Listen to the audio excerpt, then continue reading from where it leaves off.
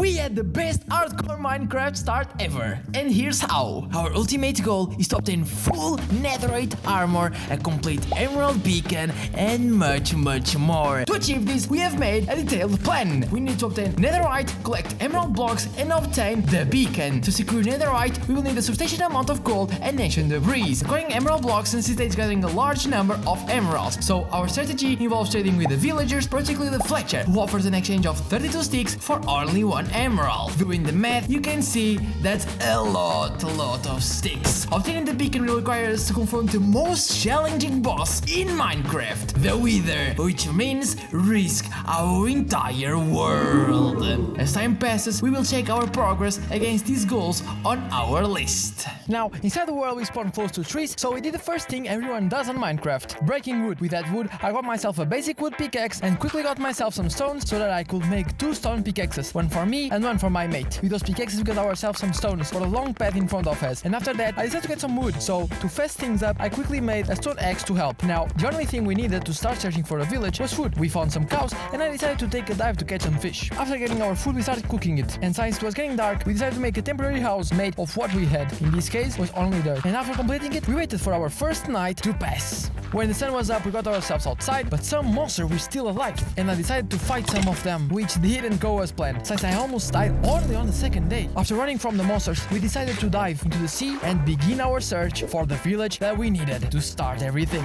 After swimming for a while we finally reached the village. Upon entering it we began our search for chests and any loot that the villagers might have for us. After searching the entire village we decided to claim the largest house for ourselves. While I was stealing the villagers' beds for values, Ash began locking the villagers as we planned to use them later on our journey for trade and farm. While suffering terrain around the village I stumbled upon some ocean ruins containing some valuable items. However, a zombie quickly approached wielding a trident and I had to swim really quick to the surface to escape, since one more hit and I will be dead. Since we needed to accomplish a lot of tasks, we decided to divide our responsibilities. While Ash was cutting down trees to make some sticks we needed, I went searching for mine to find some valuable ores. After mining for some time I finally got myself a mine, faced my first mobs and got some iron that we really needed to start. Since I was going to spend a lot of time mining, I decided to make myself a small place to sleep, craft and store some of the stuff that I mine or find. I started melting some iron so that I could make a bucket to get the lava that I found earlier, since coal was nowhere to be found. While I was melting the iron ore, Ash was actually making some good progress with chopping down the trees, but there was still a lot left to cut. Back down in the mine, the iron had completely melted,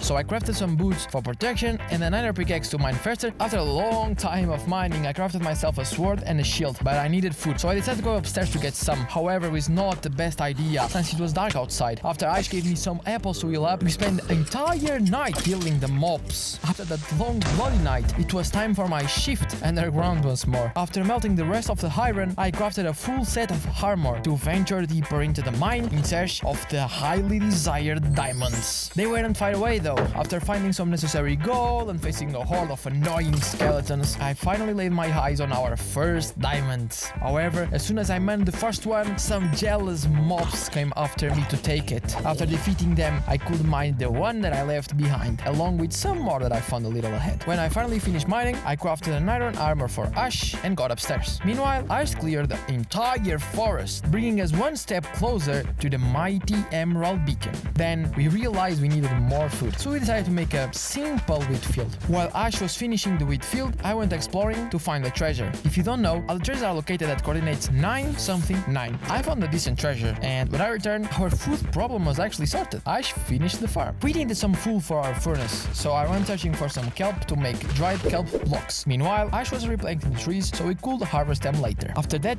both of us ventured into the cave and stumbled upon a spider spawner. I nearly died, but Ash was there to save the day. It was time to move our cave base a little lower. Since diamonds are around -50, we decided to mine in a 1x1 pattern for a higher chance to find precious diamonds. After some dedicated effort, we managed to collect enough diamonds to craft all the gear we needed. Look at us, all shiny! Then we got to work and took down all the trees we planted earlier. Next, we will acquire some pigs to provide ourselves with decent bacon. Apologies to all the vegan viewers. Afterwards, we began working on our villager breeding farm, since we will need a lot of villagers for trading. After some construction, we had the place ready to welcome our guests, the lovely yet really annoying villagers. Getting them there was not easy task, but with some effort, we got the job done. To obtain cheaper trades, we decided to zombify the villagers and then cure them. So we ventured into the Nether in search of the blaze rods and blaze powder to make potions for the cures. We were lucky to spawn in a fortress.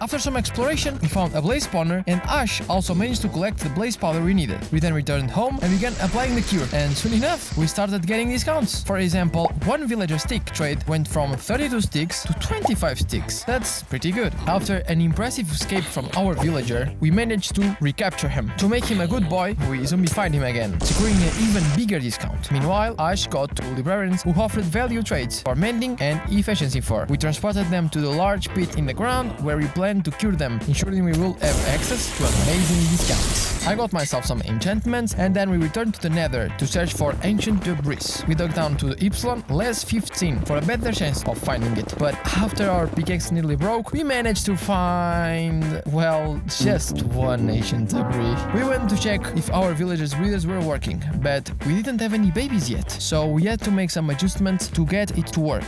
We did a little bit more of trading, and not long after, we got our first baby villager. The farm was finally working. After that, we searched for good trades from the librarians, and our first find was Unbreaking 3 to enhance the durability of our pickaxes. So we plan to have everything Netherite. In version 1.20, obtaining Netherite stuff required finding an upgrader, which is exclusively found in bastions, so we ventured into the Nether once again. After some searching and intense battles, we finally stumbled upon a bastion.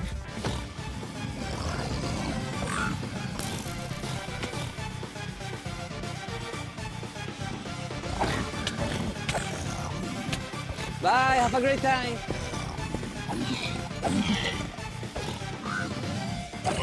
With great care and not almost dying, we obtained the upgrader and collected all the gold we could find and returned home. To transform every diamond piece in Netherite, we needed to use an upgrader for each piece, so we knew we needed a substantial amount of diamonds to replicate them. We returned to the mine in search of them. When I found our first diamond, I remembered to use Fortune 3, so we could get more diamond ores from a single diamond block. With my new godlike diamond pickaxe, it was time to resume mining. Meanwhile, Ash continued mining, and I began working on a faster entrance and exit from the mine, since using stairs was taking way too long. After a lot of work, the elevator was finally ready, so I returned to help Ash gather the rest of the diamonds we needed. We weren't getting lucky at Y-50, so we decided to change our mining strategy to Y-53 in hope of having better luck. Not long after, we found all the diamonds we needed. We went back up, crafted all the upgrades we needed, and ventured into the Nether to find the only piece remaining, the ancient debris.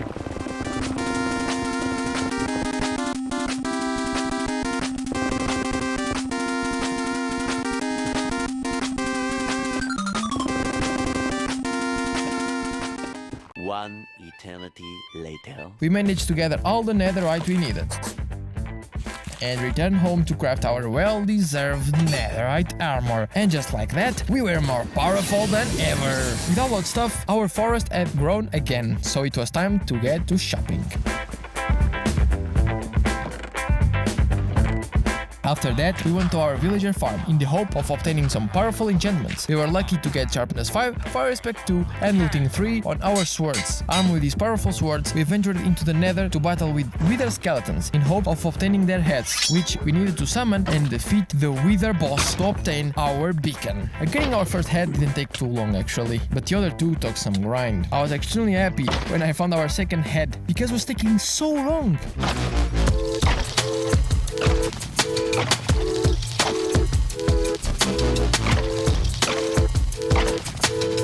Heading back home, I got a little surprise, and luckily one of the Wither that escaped from the portal dropped the last head we needed. With that, we returned to the Nether, where we planned to trap the Wither boss for an easier fight. After a long and intense fight and nearly dying to the Wither, we managed to obtain the star that we needed for our beacon. After all that work, I collected some obsidian and made our beacon. With that done, we only needed the emeralds to complete the full beacon. So we chopped down our forest once more and start preparing some villages for a huge transformation. Perhaps multiple transformations. We got a big zombie, but he couldn't reach the villagers, so we had to capture a baby zombie who could do the job. After a long time, I finally managed to secure the baby zombie with the villagers. Quickly, I obtained a name tag from one of the villagers so that we could use the baby zombie multiple times without it despawning. When I got back to the villagers area, the baby had finished his job, so I quickly put it in a holding area and used the name tag. After putting our village back to normal, it was time to set our CR7 loose again. So we did that 3 more times to get the best deals from our villagers. When the massive zombification was complete, it was time to trade all the wood we had gathered for emeralds to obtain the amazing emerald beacon that we so much deserved. After days and days of trading, as the villagers could only make 4 waves of trades per day, we finally had enough emerald blocks in our possession to create the beacon that we've been dreaming of. With all the materials we needed, we put our hands to the job and started building our beautiful emerald beacon. After placing the last piece, we could now choose 2 enchantments that the beacon will provide us. So we decided to go for speed, to run faster, and haste, to mine faster, even though we already have the best pickaxes in the game, so it won't make that much of a difference. Now that we have achieved our main objectives of obtaining full netherite armor and a complete emerald beacon, there were still important and challenging tasks on our list, leaving no time for breaks. So the next day, we woke up and immediately embarked on our adventure to find all the armor trims in Minecraft. After a long and intriguing boat journey, we stumbled upon a shipwreck. Unfortunately, this one had nothing of interesting, so we quickly left and resumed our search. Soon after, we found another shipwreck, and this one had one of the trims we were seeking, marking the first one of the list. After more than a day of searching, we stumbled upon an outpost. Upon arriving, Ash opened the chest, but unfortunately, it contained nothing but one of those annoying horns that make a lot of noise. I found a horse, and with his help, I quickly escaped from all those dangerous and scary monsters that were attacking us. Ash ran behind me to find a safe place where we could continue our journey. After making some new friends, we found what we really wanted, the jungle temple. We cautiously broke in, mindful of the traps. I found the chest, and there it was. One more trim for our collection. No time for breaks though, so we swiftly exit the jungle temple in search of the next trim. After encountering a very skilled skeleton, I will say, we stumbled upon a desert temple. Inside, I carefully accessed the chest area and discovered, well, nothing. Frustrated after days of searching, I decided to have a little bit of fun. We survived the explosions thanks to the powerful armor we had. As we exit, we found another desert temple not too far away. After showing my skills with an MLG move, we discovered yet another trim, bringing us one step closer to our objective. And to celebrate, I did it again. After surviving yet another explosion, we decided to return home to look after our village and set out on a quest to find the end portal, where we would confront what Minecraft calls the hardest and final boss, the Ender Dragon. When we got home, I quickly crafted some Eyes of Ender, used one to determine the direction of the portal, and then we set off on a boat. After using up several eyes and spending almost a day searching, one of the eyes flew directly downwards under the boat. After some digging, we found a stronghold. Now it was time to locate the portal. But before that, we really wanted to find the library to check for an armor trim that we needed and gather some books to trade with the villagers. After finding the library, I began breaking the bookshelves to collect books, and while doing so, I stumbled upon the chest that contained the trim that we were looking for.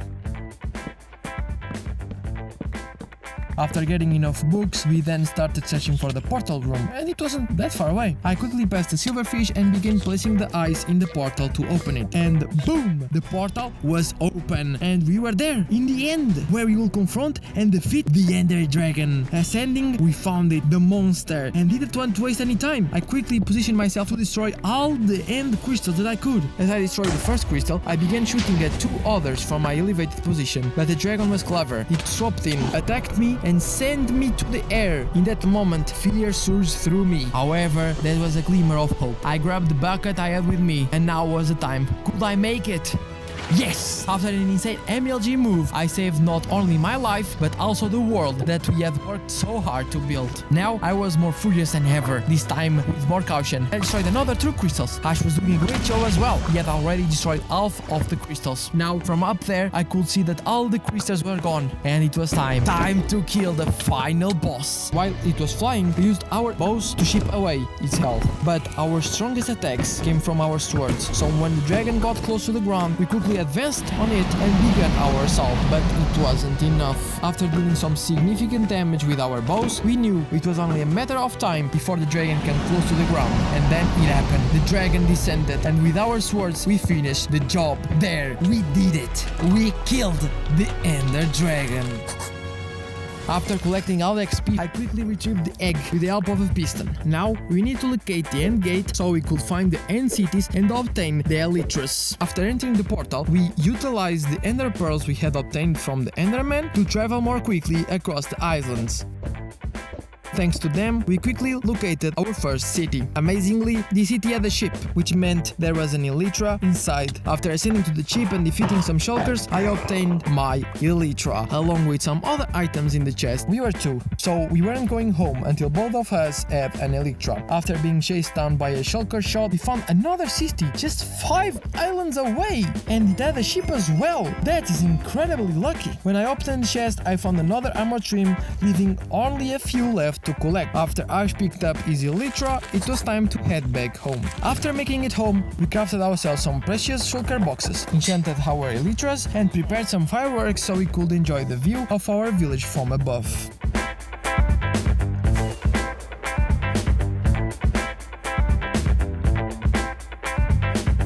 Running low on fuel and paper, so we decided to create a bamboo and sugarcane farms. After gathering the necessary materials, we quickly set up the bamboo farm.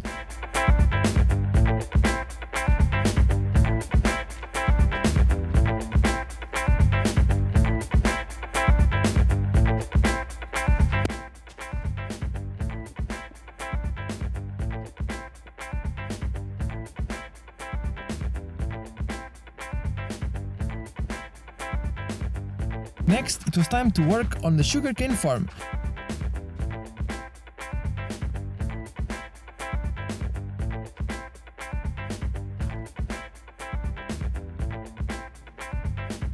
To complete the farms, we needed some additional materials, so I ventured into the desert to collect sand that we could transform into glass, while Ash gathered quartz to enchant the aesthetics of our farms.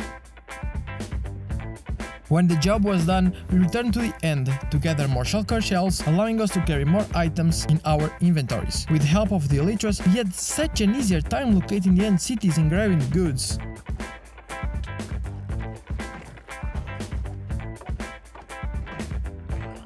After crafting a couple more shulker boxes for each of us, we embarked on an adventure in search for ancient cities. We were on a lookout for a large ice-covered mountains, and when we finally found some, we dug down and, fortunately, stumbled upon our first ancient city.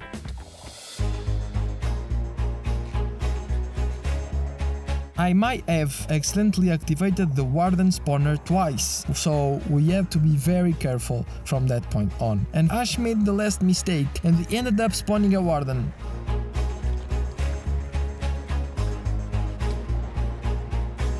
After nearly losing our lives to the warden, we decided to explore the ancient city a bit more, but this time we need to be way more careful. After searching all the chests and unintentionally spawning a couple more wardens, we decided to leave and search for another ancient city.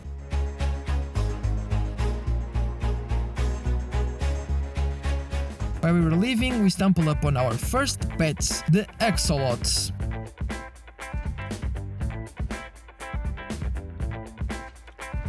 Before long, we managed to find our second city.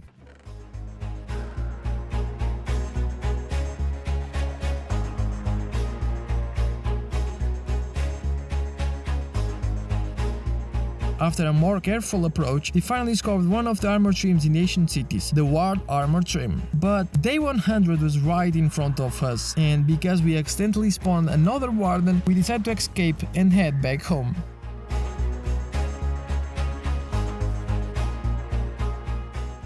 to end our 100 days with a splash, we treated our axolotls with a 5-star underwater villa. They are living the high life now, and that's how we had the best hardcore Minecraft start ever.